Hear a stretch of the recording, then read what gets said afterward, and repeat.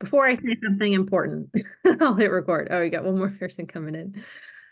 All right. As always, if you've attended any webinars in the past, it's fairly informal in the sense of please ask questions. I've put some reminders in here and questions in here to kind of create some chatter and get everybody engaged a little bit. But if you do have questions that come up, feel free to either just like, woohoo, raise your hand or yeah, raise your hand or put it in the chat and we can talk about it. That's totally fine as well. All right. For holidays. But I'm going to go ahead and mute everybody. If you have a question, unmute and feel free to get my attention. I'm just going to mute everyone for everybody listening on the recording so they don't hear our background noise. All right, so welcome everyone. Thank you for attending. Lots of resources too at the very end to pass out to you all as well. So definitely stick around and we'll answer any questions that come up throughout the talk as well. But my goal is to really get ahead of the holiday season because we got this time of year really just makes it really challenging for people. We also have another nutrition coach here, Vicky, watching as well. And she knows the struggle sometimes of just, we want you guys to be so unbelievably successful. And there's a lot that gets, a lot of barriers come up. So I hope this can help set us up in a good direction before the holiday season officially starts, although I feel like tomorrow is going to be Christmas at this rate from talking to people. It's coming up so fast. So a little bit about me if you don't know me in real life or Zoom life, either one. But I love to do CrossFit. I love my husband. I love my dog. I have horses with my mom, and I absolutely love nutrition. Full on nerd about this stuff. So no questions are off limits. I absolutely love sharing about this stuff and really distilling it into helpful information. There's a lot of information out there. So really trying to distill it and translate it into meaningful daily habits and things that we can do in our everyday life, not just what seems to happen on a Petri dish or in this random controlled study. So definitely love all of those things. But our objective today is for delivering effective strategies to prevent sugar cravings and doing it in a really healthy way. That sounds like, well, duh, right? We want to do things in a really healthy way, but a way that's not overly restrictive, a way where you don't feel guilty or crappy. If I could distill my job into one thing, a lot of people say, oh, you probably talk about vegetables a lot. Very true. Talk about vegetables and bowel movements probably on quite a frequent basis. But at the end of the day, I want people to feel really good. That's as simple as that. That doesn't mean I don't care. I don't want people to feel guilty about what they're eating. That's not very helpful, not very productive. I want them to feel really good. So if we can always keep that in the back of our head of why we're doing this stuff, it becomes a lot easier to stay, quote, motivated and chipping away at these things. So I want to help you guys get ahead and get healthier this holiday season because it's absolutely possible to do both of those things. A lot of people tend to just kind of put things on pause this time of year. All right, so our agenda, we're going to cover some common reasons for why sugar cravings happen. I realize not everybody wants to be a nutrition nerd. That's totally fine. Like I said, my job is to translate the information into meaningful stuff, but I do find the more that you know gives us more reasons to do it, right? So if we learn a little bit of the whys, I think that can help with the motivation and the push to be consistent with these things. Healthy strategies to reduce sugar cravings, how to modify our environment to support our goals. If things are just naturally setting ourselves up for success, it's really easy. I always say this is kind of like a lazy river. So in society, we want to build our lazy river to help us, right? To help us stay healthy, pay our bills, all those things that society provides and quote makes those things easy for us, which is great. But sometimes being healthy requires swimming, and it requires swimming upstream sometimes, right? There's food on every corner, there's candy in every break room, and that can be difficult. But if we modify as much as we can our environment to make that stuff easier, it requires less swimming. So that is my goal, is to create a healthy, lazy river for you. But it does take some initial effort at first. And like I said, there's some freebies at the end to take home so you guys can implement this stuff as soon as possible and hopefully start seeing results and improvements. So why take this approach? Well, I'm 8 years into this industry, and I see a lot of people give up this time of year, and they're like, "Ah, yeah, well, Allie, we'll talk in January. We'll talk January 1st. We'll talk January 1st. I don't want to do any of that stuff right now." And if we can not completely ignore all the little things that we do on a daily basis, we can't stop eating. We have to eat. And it's not that we have to eat perfectly. I don't think that it really exists, to be honest. So if we can just be a little proactive and take those little steps, one, we can prevent a lot of weight gain if that's where we're coming from and that's a goal. We can prevent a lot of weight gain that we're kind of literally digging ourselves out of after January 1st. And it doesn't have to be a painful process. A lot of people think that this is like a on the wagon, off the wagon type situation, but there's a lot more gray area in there. And very small but meaningful steps can make a big difference. And I wanted to share a real life example, and that's me. So if you want to put my story in the simplest of terms, portion of my story, I guess. March 2020, we all know what happened in 2020, but I unplugged my TV and decided not to overeat. If you want to simplify the process, that's what happened. And then 4 years later, I almost eat almost no sugar, don't really have sugar cravings. Stress is much better managed on a daily basis, and I really don't crave that stuff. There's also obviously a lot of things in between those 2 points, right? But these simple steps that we'll cover in this webinar essentially outline all of those things that I worked through myself and took years and lots of effort, but those simple strategies do work for sure. So a little more background story, obviously, to that. So previous to 2020, getting into nutrition, I found my passion for nutrition really when my dad was going through his cancer battle, and really towards the end, I didn't see a lot of support for the nutrition side of things. And like I said, we have to eat. We can't not eat. We still have to drink water on a regular basis. We should move. We should sleep and all those things. So why not utilize those? So through that experience, I gained a lot of nutrition information and also about 25 pounds going through grad school for nutrition. Talk about irony, learning all the knowledge and also gaining all of the weight with that as well. But I wouldn't trade that experience for anything. I ended up hiring a nutrition coach to help me lose the last 10 pounds. And I gained, again, a very good insight, but I also gained a poor relationship with food. And that was really difficult. I still loved food. I loved talking to people about food, but I also couldn't get a break from food. My brain was still thinking of it in my own terms in a very unhealthy way. So 2020, this is when a lot of the simple habit changes came about. With more pressure on food, I was already work from home, but definitely staying home more that year, like the rest of us, really forced me to address that issue because it was something that was very conflicting, teaching people how to eat. And here I was not eating to the best of my ability and not feeling great about it more than anything else. So I read that book, Atomic Habits by James Clear. I will forever be a super fan of that book. But if we fill in the gaps a little bit more of this timeline, March 2020, I unplugged my TV. That was one of the habits in Atomic Habits. It was like, make the bad habits harder. So I relied on my inner laziness, and I unplugged my TV and put the remote in the kitchen. Never touched that TV for like the next 6 months. It was one little barrier I wasn't willing to overcome. And I went to bed on time. I got more sleep. I got more rest. I got better performance in the gym because I was sleeping more. Stress was lower. Food was less pressured or just easier to fall in line with the things I'd set out for myself. In April 2020, using another habit from that book, stopped binge eating. And it was pretty overnight. I really didn't do it again. And I'd been struggling with that for years at that point. And so again, not that you can just flick a switch, but sometimes with the right strategies, you really can make it that simple. Still a progression though, never perfect. It's not that I never had sugar after that. I just dropped one bad habit, but it's not like we all just have one bad habit contributing to our problems or things that we want to improve, right? So I would say probably October 2021, I finally noticed more how sugar was affecting me, more anxiety, poor sleep, poor concentration, just like overall not feeling good. Almost like I could be sitting here. I guess it's basically anxiety, but just like I'm trembling when I'm just sitting here. I just didn't appreciate that type of feeling.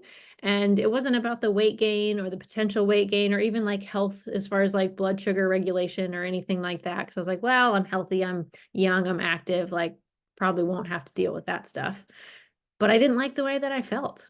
And I was like, this is silly. I can impact how I feel. I should choose not to feel this way. So learning to pay better attention to that, I stopped craving it. sometime along those lines in the next year or so, and started to be really consistent. Because again, I held on to that, like, I don't feel good. This is quite silly to choose something that doesn't make me feel good for a long time after that initial, like, 10 seconds of enjoyment. So here we are, 2024, almost no sugar, no dessert, find it quite easy. And I honestly do forget what that is like sometimes. Obviously, I get to talk to people all the time, and I still very much have at least one foot in the trenches as far as what it is like to still keep working with this stuff. But there are so many things that we can do to improve it. So if you haven't seen this graphic before, this is probably like my home graphic. This is how I work. The bottom is positive mindset and mindful eating habits. You can't ignore those things, in my opinion. You can have the perfect macros, the perfect sleep schedule, the perfect workout, all of that dialed in, but that's at the top. This is the very top. And if we have a bad mindset around it, if I'm still beating myself up because I binge ate on broccoli the night before, my mindset and my mindful eating habits still need some work. So this is your kind of checklist. If you want to summarize anything that I ever talk about, it's probably on this pyramid.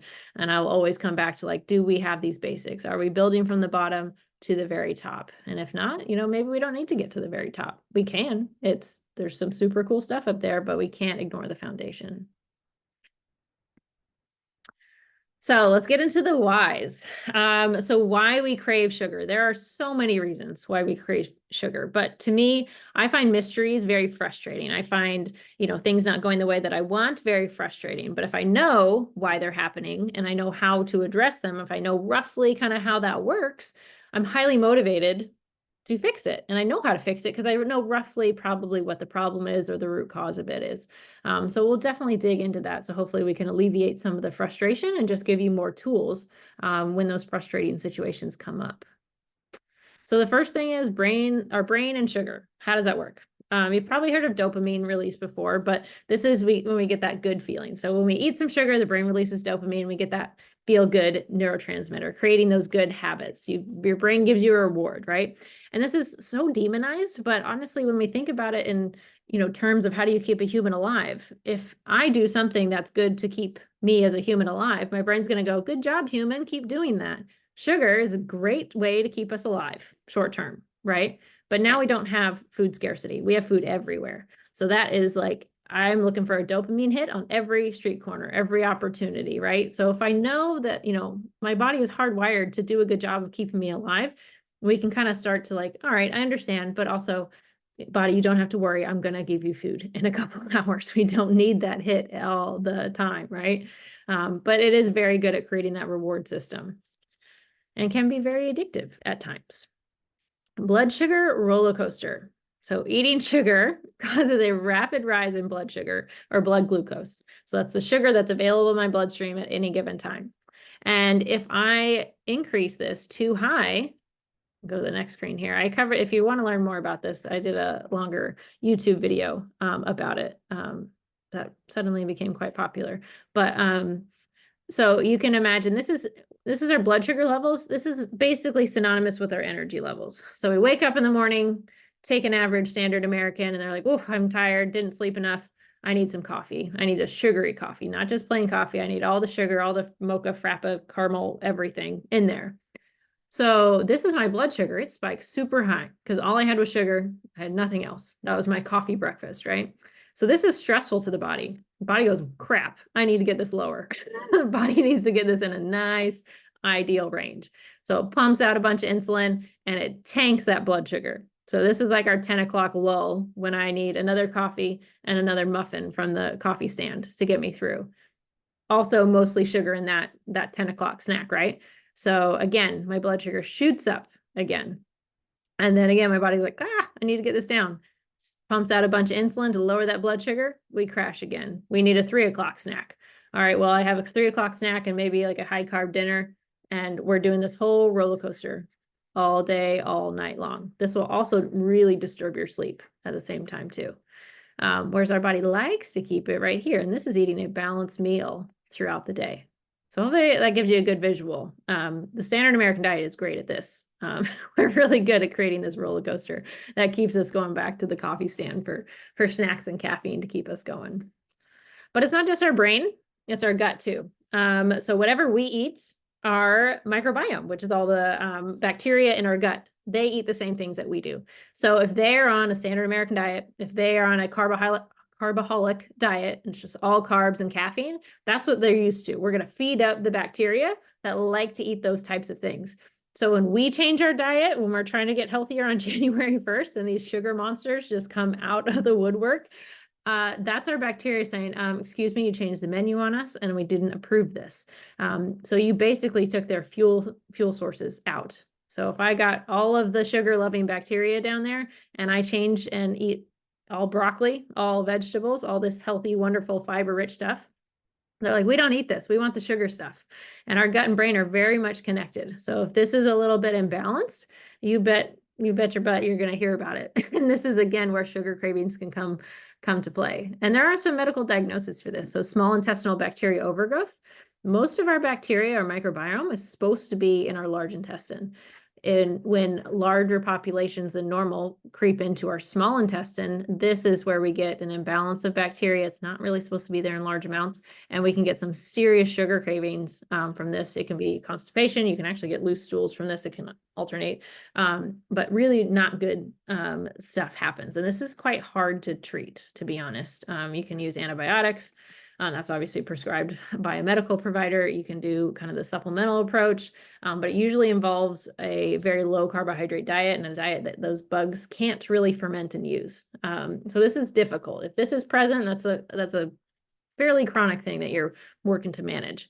But all of that to say, it's not necessarily your lack of motivation. It can literally that your gut bacteria influencing those sugar cravings at all, or as well, in addition to that. Emotional and habitual triggers. Anybody had something stressful happen and they just really want a brownie all of a sudden? Like, who doesn't? Maybe it's not a brownie, maybe it's something else. But stress increases our stress hormone. This is getting a lot of publicity lately, but cortisol. So cortisol can increase. Cortisol actually increases our blood sugar for us. It's one of the stress hormones. So if I'm running from a lion, and I need some glucose to my muscles, cortisol will raise my blood sugar for me, which is very helpful running from a lion. Running from work emails or something not physical, not as helpful. It's also kind of hard to switch that off. Our body doesn't always have the most accurate perception of that. If I'm fighting emails and like just a busy day, my body still thinks it needs to pump out a bunch of cortisol, which is not actually helpful when you're sitting here typing, right? This is also one way that high cortisol or high stress lifestyle can increase our blood sugar over time. I would say this is also stressful. Therefore, we crave that dopamine hit. So I reach for the sugary, delicious thing. And then that satisfies me. So we're creating those reward patterns. So it's, as you're probably seeing, it's not necessarily one thing. It's just this whole system of a perfect storm that can just make it so easy to reach for that sugary snack and sugary treat, right? Emotional eating sugary foods for comfort, sadness, anxiety, boredom. There's a whole list of things, anything comforting, but I would argue it's comforting in a short term, right? We usually don't feel good for much longer after having that initial comforting food. Things I like to ask myself are if I'm hungry. I know that sounds really easy. And you're like, duh, Allie, I know I'm not hungry. I just want a brownie. Well, it's a practice, right? All of this stuff is a practice. So it's not necessarily like, oh yes, Allie's right. I ask myself if I'm not hungry and I never reach for a cookie again. That's not usually how it works, but the practice of this over and over again and acknowledging that, is food actually going to solve my problem? No, I'm feeling really stressed. Or I'm feeling really anxious. Or I'm feeling really sad or lonely or something like that. That's the problem. And insert whatever your favorite treat isn't actually going to solve that problem.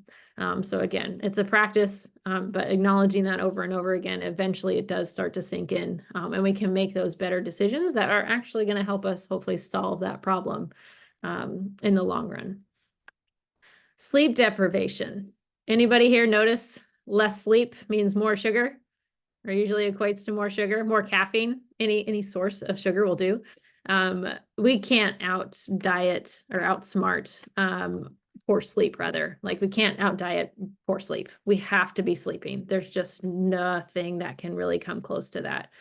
So if sleep deprivation is a factor and is not optimized, not addressed, that is really, really difficult. it just leads to hormone imbalances. And again, it's not usually a fault of, lack of motivation or discipline on your part. Our body gets energy from either sleep or food. Literally the only places we get it. So if I'm not getting enough sleep to rest, recover, give my body what it needs to be resilient for the next day, I'm going to rely on something else, and that's going to be food. Caffeine can be a Band-Aid, but like I said, most caffeine comes with some sort of sugar as well. But this is literally disrupting our hormone balance as well. So it's going to increase our hunger hormone. It's called ghrelin. And it's going to decrease our leptin, which is a satiety hormone that says, hey, I'm full, I'm good, you don't need to eat anymore. That literally goes lower, where we become insensitive to it. And that's how we increase sugar cravings from poor sleep. Nutrient imbalances. So this is, I find this one really fun, but we've established nutrition nerd. So nutrient imbalances. So if our plate is imbalanced, and this is a lot of times when you see people saying like, oh, my nutritionist told me to eat more and I'm losing weight. So how does that work, right? I thought you had to eat less to lose weight. Well, the volume of food quite often goes up, and then also the nutrition of our food also goes up. So it allows processes in the body to literally work better. So if we're on that roller coaster of blood sugar up and down all day, that's very hard to stabilize your blood sugar. And also that process of helping our blood sugar stay nice and even also requires a lot of little things like magnesium, chromium, zinc, all of those little minerals, the micronutrients. And if my body doesn't have those little cofactors that are critical to balancing those processes, it's going to be really difficult. So it's not just calories in, calories out that equates to great weight maintenance or anything like that. It's the whole picture. We can't really ignore any one particular aspect, or there's really no one silver bullet for this. It's a whole lifestyle approach. But going up to kind of that first point there, low protein or fat intake. So fat and protein are kind of like our logs on the fire. They're going to last a really long time, all day. Carbs are like throwing little sticks of kindling. How long do you think that's going to last if you've got a busy day? Not very long, right? So I want to log on the fire. Maybe, the carbs have their place. If I want to have a really good workout, if I want to have a really good run, like absolutely kindling is not going to slow me down. It's going to make me feel very energetic, but for a short amount of time. So I want to make sure that my meals are properly balanced and I have slow burning fuel. So I have protein at all times. I have fat throughout my, the course of my meals throughout the day, because those things also slow down, along with fiber, slow down our digestion. So that also helps to balance that roller coaster out, because I'm not going to have that big spike. Jerry, we talked earlier about like, how do I enjoy those starchier things and still not impact my blood sugar in a poor way? This is one of those ways, is like being a little more strategic with how, like, the order we eat our food in and those types of things. All right, any of those whys resonate with anyone? Anyone go, yeah, I'm definitely, the stress eater. I'm definitely, don't have regular meals. I definitely don't get enough sleep. Awesome. Yeah. Not awesome that we have those problems, but awesome that we recognize them, right? Now we know why. It's not a lack of motivation typically, or just like, I need more discipline, or I should just be more consistent, that type of stuff. Sometimes you just got to be a little smarter about how we set ourselves up for success. And then hopefully that system just cruises after that. Any questions so far on those things? If so, feel free to unmute or put them in the chat. Good. All right. So strategies. How do we overcome these cravings? So we're going to balance our nutrition. We're going to talk about mindful eating, emotional awareness, environmental changes we can make, hydration, and sleep. No silver bullets or nothing super sexy, right? But promise it works. I promise it works. It is a whole system approach, that is for sure. All right, so balanced nutrition. What does this look like? Well, I'll show you a visual if you're a visual person, but we said low protein and low fats were a problem. So we're going to fix that. We're going to increase our protein intake. Protein helps to regulate our blood sugar. It doesn't cause any of those crazy spikes or dips. Keeps things nice and level. going to keep you full for a really long time. It helps food stay in the stomach a little bit longer. Same with fat and fiber. So that's going to keep us really full all day. So hopefully we'll need less snacks, and less snacks usually mean less sugary snacks. So that's also a win. Those healthy fats, again, slow down digestion, stabilize the blood sugar. It's not going to create that roller coaster, and is again going to just send a signal to the body of like, I'm full, I got good energy, I don't need those quick sugary carbs to keep me going. Fiber-rich food, same thing. Fiber is really, really important because those fiber food sources are also carb sources, but they literally slow down the absorption of carbohydrates. Very healthy for multiple other reasons, gut health and things like that. But again, really preventing those sugar crashes. So even when we do want to enjoy those sugary treats or whatever your, carb favorite form is, all of these things are critical to allowing our blood sugar to still be healthy. And remember, our first goal was to eat to feel good. So if I want to have a brownie, I'm going to be smart about it so I don't feel crappy, because that's just not fun. So I alluded to it a little bit, but order of eating. This is how we do that. Have those veggies first if we can. Appetizer salad works great. A little bit of protein, fat, eat those things. I was talking earlier with Vicky, and one analogy we were talking about was you got to pay your bills before you go shopping, right? Pay your bills, put a good deposit into the bank, save a little money from your paycheck, pay your body, say, thank you for taking care of me. Here's some good nutrition. Now go have fun, but here's your budget. Don't be a jerk. Don't run out the credit card too much. Have a little bit of fun. And that can be your fun starches. But we still have to be responsible first, right? Otherwise it's gonna hurt. All right, so here's a good visual. Great analogy. Thank you, Jessica. Here's a balanced plate for our visual people. So I left, this one is actually an updated version from what I used to show from our last webinar, where we got a little bit more specific with the weights as far as like how much. Because you can definitely, we have two visuals here, right? We can go half the plate in colorful vegetables, and most of these type of things count. Technically some fruits and like berries, especially really high in fiber, I would count those the same as colorful plants. Some starches or some fruits, sorry, are going to be in the starchy category, which is fine, but we just got to be mindful of those, and maybe we just have those last in our meal. But I did put some weights on here because it is really helpful if you do have a food scale, food scale, to actually get a little bit more specific with this. So I could absolutely talk more about this particular model, but this is a good visual to go with. And I do highly recommend using a food scale. And feel free to screenshot this, / I will also send out a copy of the slides as well afterwards. But food scale is very, very helpful for so many reasons. So mindful eating and emotional awareness.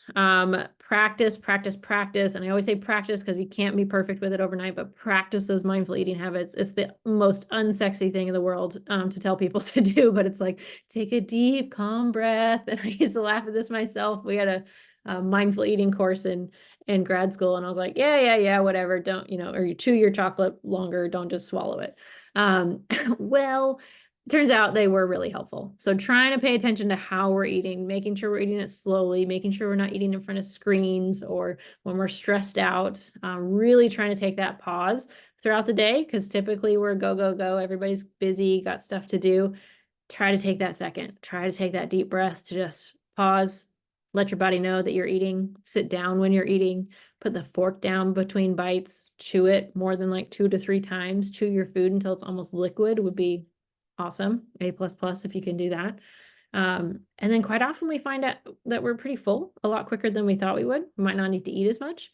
And then again, if I'm following that order of eating, even if I have planned to have a brownie, I might not get to the brownie because I realize I'm like, dang, I can't lie to myself. I'm full.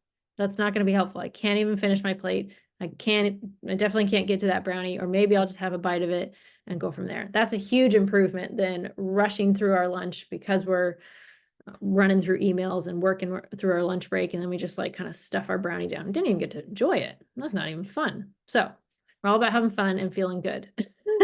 And how can we do that?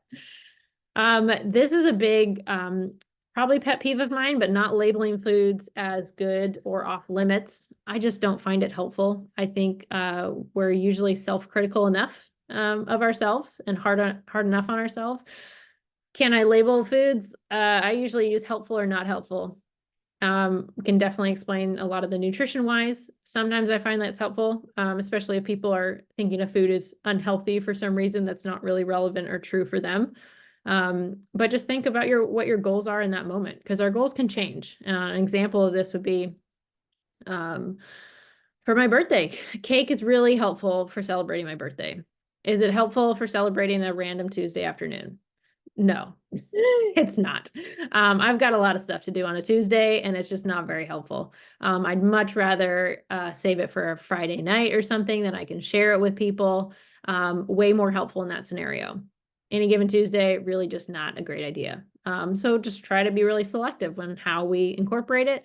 And like I said, it's helpful in that scenario. So way less guilt associated with it. It could be part of your plan. It could be something that you were, looking forward to, and that's totally fine as well.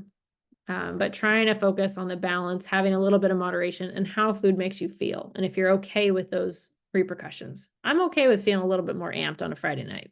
I could go for a walk. I could, do things to mitigate that. If I feel a little amped and anxious on a Tuesday, it's really just not helpful. So there's a better time and place to impact how you feel in a better way. But what about you guys? I would love to know some foods that you've previously told yourself are like bad or off limits, or maybe you still think that, and we can kind of chat through that. Anybody got foods that come to mind? Got some in the chat. Beer. Good one, Jerry. I think we talked a little bit about it. I mean, yeah, not necessarily helpful for like a lot of health goals, right? It's like we know that, but also donuts start a binge reaction. Yeah, I think everybody has those types of food. For me, it was dates because they're healthy, right? But I could not stop eating dates when I was struggling with binging. I was like, this is just an absolute recipe for binge eating. So I would say now one of my biggest like proudest things is like I can have dates in the house and not binge on them. Like that was one thing that really stuck out to me. I'm like, I've had a thing of dates in the house for like months and I haven't even thought about them. But that's stages of like where we're at. So maybe, if we're just starting out, I definitely could not have done that years ago and been as comfortable with that. So it's definitely what's helpful in the moment as far as like what we want to do with that. So are we in the place where we get to practice that stuff? Or are we the place where like, let's just keep it out. Let's keep the environment super easy so I don't have to think about this stuff, lower the barriers to doing the good habits. And then when I feel good, I can practice that. That is actually one of my absolute favorite things to do with clients, especially when they get so dialed in and they're seeing great progress and it's really great, but I'm really conscious of like, okay, this is 100% on the wagon, which is fantastic. I love this. But at some point in our lives, we're probably going to have that food that you've been avoiding. So like, how do we practice that? And quite often that's talking through like, what's the lifestyle frequency? What's a compromise that you would be okay with? For another client, it's ciders. She really loves ciders. And she was saying like, well, I can't be on plan and have ciders, right? And I was like, no, you can have ciders. Like how often, are we talking? Like, do you do this type of social cider situation, every week, a couple of times a month? She's like, oh, just like 1 or 2 times a month. I'm like, that seems totally reasonable. She's like, cool. So I don't have to give up cider. I was like, no, we just don't have it every single day, right? So finding that compromise and sticking to that routine can be really freeing for people because they have a plan. They know when they're going to enjoy it. They're not worried about being overly restricted because it's like, yeah, Friday I'm going to have some ciders with my friends, but I don't need to do that on a Monday night. That's just, again, not helpful. Let's see, we got a question. What do you recommend for non-alcoholic fatty liver disease diets? I was told no tortillas, bread, protein shakes, etc. But with other dietary restrictions, dairy, fat, gluten, how do I balance that? Good question. For non-fatty alcoholic liver disease, fiber is really important. Fiber is really important. Keeping carbs a little bit lower. Basically, the meal plan that we'll put together or that I did put together for you guys as kind of an example is going to be a great guide. And I think all of that is gluten-free. Can easily be made gluten and dairy free, not hard at all. Got lots of clients that have those issues. But that's going to be a lot of exercise, a lot of fiber, because we want to get that fat out of the liver. Fat accumulation in the liver is what she's talking about. Sometimes that's due to alcohol. Sometimes that is due to a high carbohydrate diet, imbalanced blood sugar. Probably want to minimize like high sugar fruits like mangoes, bananas, things like that. We want those high fiber fruits like berries and things like that, because that helps our body process the fat a little bit better. But I can definitely give some more recommendations on that one too. Thanks for asking that. That was good. Environmental changes. So again, we want to set ourselves up to just cruise through all of these things as best we can. So making healthy eating as easy as possible. When we think about easy, it needs to be visible. It needs to be very accessible. And probably one of the number one questions I get is, Allie, what are some healthy snacks? And I want to say, what are you having for your meals? That's what I want to know before I give you healthy snack ideas. I want not necessarily that meals have to be prepped, but meals have to be easy to assemble or readily available.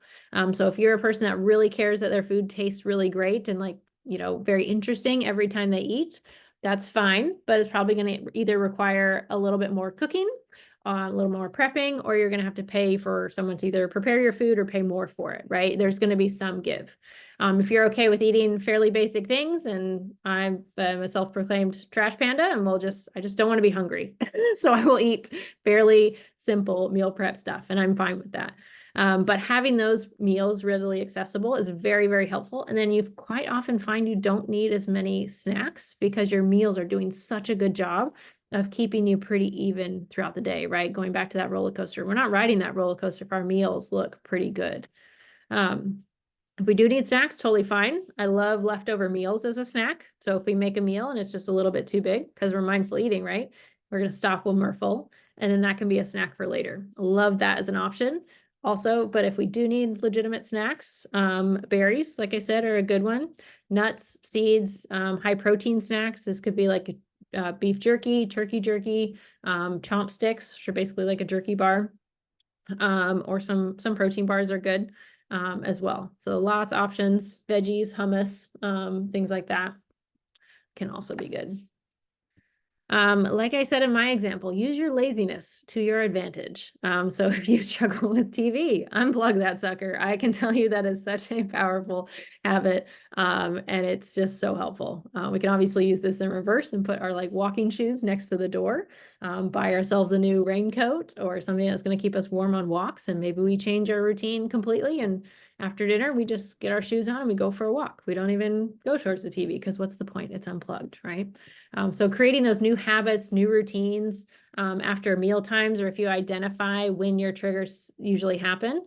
For myself, I noticed that like lunch or breakfast, lunch, usually fine, could stop eating okay. I was busy, I had things to do throughout the day, but evening time was tough. Especially living alone at the time, it was really hard to stop eating dinner. Especially when I combined it with the TV, it's just perfect. As long as the show was running, as long as the movie was running, the snacks were running. You just keep eating the whole time. But if you can create some new routines, so eating away from screens, so I'm not distracted, taking my dog out for a walk after dinner, and then maybe coming back and having some like herbal tea that helps me unwind, it's warm. Creating those brand new routines that don't trigger that old bad behavior can be absolutely game changers. Not necessarily always easy, it takes some effort to change those things, but if we can make the environment suited to those new routines, really, really helpful. Has anybody tried any of these before? Either changing like their pantry, what foods were visible, maybe you stop buying the treats, sweet treats and things like that.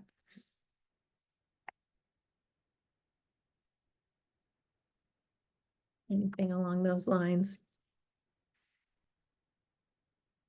My favorite is people put the candy in the basement or in the back of the freezer, somewhere where they just can't see it. Joan, walking after dinner and herbal tea. Yes, absolutely. Thinking protein first. Absolutely. Where am I getting my protein? Where am I getting my vegetables? Thinking that first. Absolutely. And put less healthy options at the back of the cabinet on the highest shelf. Absolutely. Make it hard. You really got to want it to go get it. Absolutely. Absolutely. No, out of sight, out of mind works very, very well. I used to put the dates in the freezer. That works for a decent amount. And then I figured out that they actually taste really good right out of the freezer because they're gooey, but they're still edible. It didn't work. That's all right though. All right. Hydration. Who here carries a water bottle with them everywhere? Yeah, awesome. Awesome. That's step one. I can't forget step one, step zero, herbal tea. Wonderful. Absolutely. Really, really good. Who drinks water first thing in the morning? Yes, so good. All right. Sometimes I get some coffee drinkers like ASAP, and I'm like, wait, go for the water. Nobody forgets to drink coffee if they're a coffee drinker. So sometimes that is a helpful habit because no one's going to forget about coffee. And then they'll remember Allie said drink water before coffee. So you can always make deals with yourself to try to get you to remember the good stuff. Half our body weight in ounces. Anybody able to do that? I got to put my hand down. I struggle with that one. It's hard. I find it hard to drink that much water, but I try, conscious of it, even if I'm not great. We never give up. All right, so staying hydrated is definitely one of them. Sometimes those cravings for food can mimic being thirsty. I will say this is a caveat though. I think this is not a caveat. A little bit of context is always helpful here because I think it's very common to latch on to really trendy dietary phrases that might be a little outdated. I had a friend who very much grew up with two parents struggling with their weight, and she really absorbed, and she didn't realize how much she absorbed all of those things that they had talked about. And again, no bad intentions or anything like that. It just took her a while to realize like, oh, actually, I might be hungry when I think I'm thirsty. She grew up hearing, oh, if you think you're hungry, maybe you're thirsty. So she got really good at drinking water and really bad about feeding herself on a regular basis as an adult because she didn't trust herself that she was actually hungry when she was hungry. So just a note there that sometimes like those body signals are legitimate. We're talking about like how they might not be legitimate, right? They might be sugar cravings. They might be lack of sleep. They might be this. It's also okay to be hungry and trust that. But that's where Vicky said, have food, like look for protein first. If I'm really hungry, protein will probably solve that problem. Oops. There we go. Sleep. Who here goes to bed at the same time almost every night? Yes. Major points. Good job, guys. Who gets more than 7 hours of sleep? Fantastic. Who avoids screens 1 to 2 hours before bed? Got some here. 9 hours. Excellent. So good. Jerry's getting to sleep. Wonderful. This last one, again, not super fun, very, very effective. There's one person in the group program that would literally get, because we were tracking how many nights in the month you were getting 7 hours of sleep, and she got like 4 out of an entire month.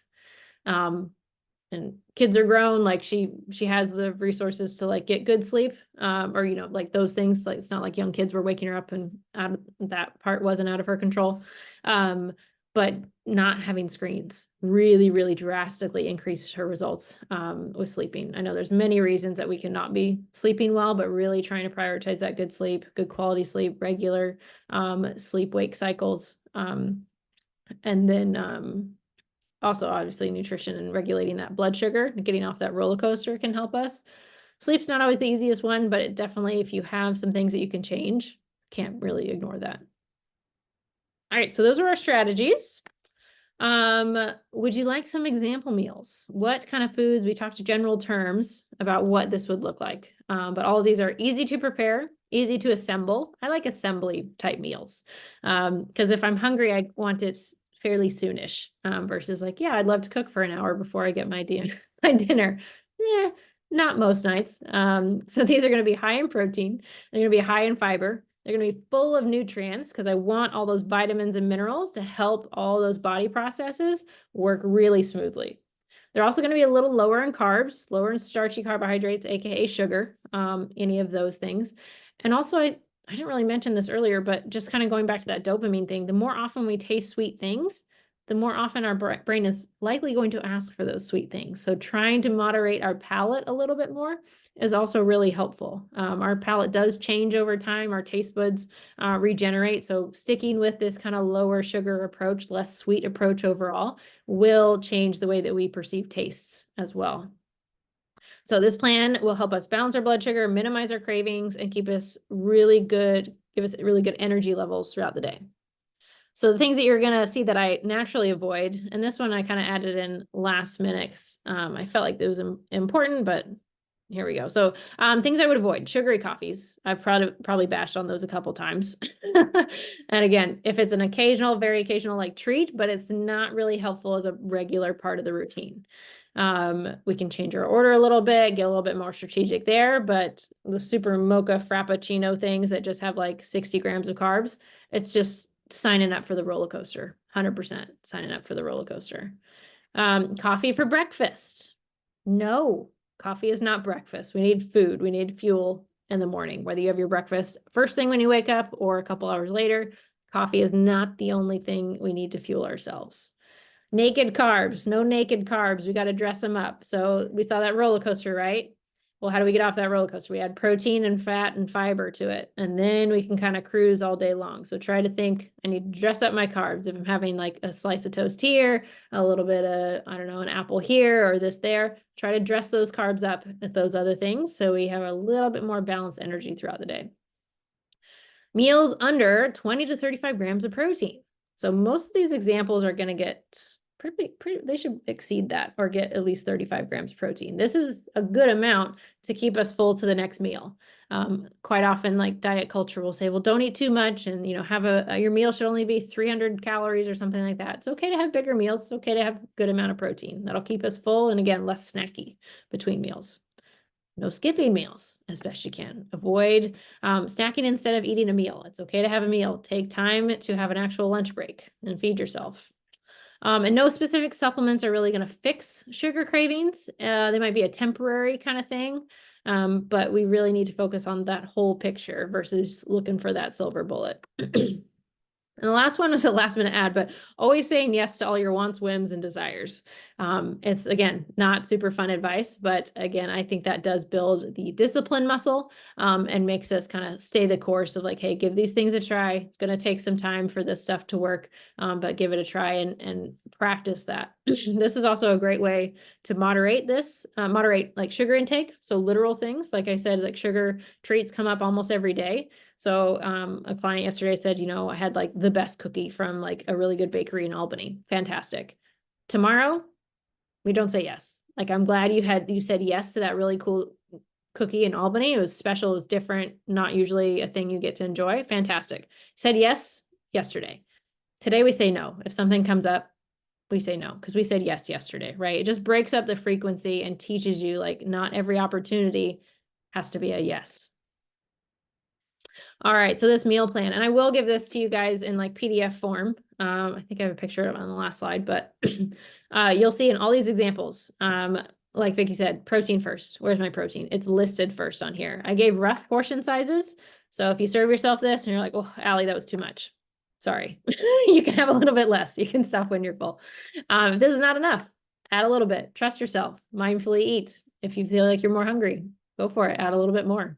But this is basically like a yogurt parfait. Greek yogurt, chia seeds, ground flax seeds, great fiber add, going to keep us full for a long time. About 1 ounce of nuts. I put a rough portion on that because it's really easy to have like multiple handfuls of nuts. They're just delicious. They come in big Costco sizes, and quite often that can be quite a lot. So just rough portion sizes there. And then mixed berries. I actually forgot to put that on there, but about a cup of berries. That's where you can go crazy on the portions. Add a lot of berries. 1 cup. If you want more than that, by all means go for it. But that's a pretty decent sized breakfast. So good luck finishing that sometimes. It's quite filling. Lunch, 4 to 6 ounces grilled chicken. This could be a different type of protein. Salad, add some other protein there. Add a boiled egg, some other vegetables. Make it interesting, not just like protein and straight lettuce. Try to add some other things to it if you can. Salmon, vegetables, a little bit of a starch here. Also adds a little bit of protein and fiber. And then snacks if you need it. But like I said, as needed, might not need it. This is pretty filling meals potentially. Day 2, mixing it up a little bit. I love a good scramble, and I find like eggs plus veggies scrambled in the morning is probably one of the best breakfasts, just really lasts a long time. And then a wrap, super easy, quick lunch. And these wraps over here, super high in fiber, really high, to the point where if you have 2, might be too much fiber. Make sure you're drinking your water. Otherwise, you might need to see the bathroom. So I think they're like 18 grams of fiber each wrap, which most people do well to get 30 grams of fiber in a day. Most average people are probably way less than that. So it might be a big increase in fiber. These are not gluten-free. So if we need a gluten-free option, I don't believe they have the high fiber wraps, but we can absolutely have like lettuce wraps or a gluten-free wrap, and find other ways to add fiber in. That's totally fine too. Stir fry, this could be with tofu, this could be with shrimp, either, but with a bunch of vegetables would be great. Day 3, smoothie option, unsweetened almond milk or hemp milk. We're already having fruit, right? So like that's our kind of sweet or flavor add usually with this. So we don't usually need to add like, I don't know, maple syrup, agave nectar, something like that. I see those in a lot of like commercial recipes to make it sweet, but we're going to add banana to it. We're going to add berries to it. So usually we don't need that. And especially if you're having a flavored protein powder, don't really need to add too much more flavor per se. You could also add like peanut butter to this too. That would be another healthy fat add. We got our ground flax seeds again and berries again for lots of fiber. I would also love to make this into a smoothie bowl with like nuts and seeds on top, because then again, forces us to eat, slow down, chew our food rather than just slurping up a smoothie really fast. Protein over salad greens, zucchini noodles, ground turkey, marinara, Parmesan cheese. Pretty simple dinner as well. And this time we got hard-boiled eggs and Greek yogurt as a snack for that day. All right, so this is what you're going to go home with. I will send it out on the summary email to everybody. I don't know if you guys can see it, but there we go. But I left some days free for you. So follow this framework. Need a protein, need some vegetables or berries in there, need a healthy fat in there. And that's how I built those meals. So you can definitely use that framework, fill out the rest of the week and kind of build yourself an example meal plan. But hopefully 3 days gives you a lot of ideas and probably could actually last you a week potentially. All right. In summary, we're changing our environment. We're going to change how we think about food. We're going to change how we physically eat. So trying to be really mindful, chew our food, think about it. And then lastly is really changing what we eat. That becomes a lot easier when we do all those other things first. What questions do we have? Covered it? Nothing? All going to crush the holiday season? Awesome. All right. I have one more thing for you before everybody signs off. If you are interested in nutrition coaching, normally it's $300 for the month, and there's a minimum of 3 months. That's pretty much the minimum of time I see people succeed. I obviously don't want to offer anything that's not going to give people the very best results. But I've had a lot of success lately of starting people really strong. So we have 1 month, of one-on-one coaching, and we cover a lot. So any questions that come up, we have our, set appointment time for calls each week, but then we also have follow-up text message, email throughout that time and in between. So if you are willing to work really hard for that first month, I'm offering this one time to do that first month one-on-one up front, and then moving out to every other week calls. Normally, everybody starts with 3 months mandatory one-on-one coaching calls, weekly coaching calls for $300 a month. So that's a minimum of $900 for that 3 months. This webinar special for those second next couple months, willing to go every other week. So that significantly drops off the price commitment. We still have that follow-up in between time if we need to, but our calls get moved out a little sooner. So basically you can think about this as you get to go through nutrition boot camp for 1 month, and you get to graduate a little sooner than some other clients. But so if you're interested in this, you also get access to the group program at that same time. So potentially still seeing my face reminding you to eat vegetables every week just through the group program as well. So if you're interested in this, definitely take advantage of it. This will be on the summary email as well if you are interested. But yeah, that is a special offer for attending this webinar. All right. That is what I got for you guys. No questions, very helpful. Thank you, Joan. Always good to see you. All right, well, I will hang out for a couple more minutes. If there's any other questions that you guys want to ask me off the recording, I'll pause it. But otherwise, thank you guys so much for attending.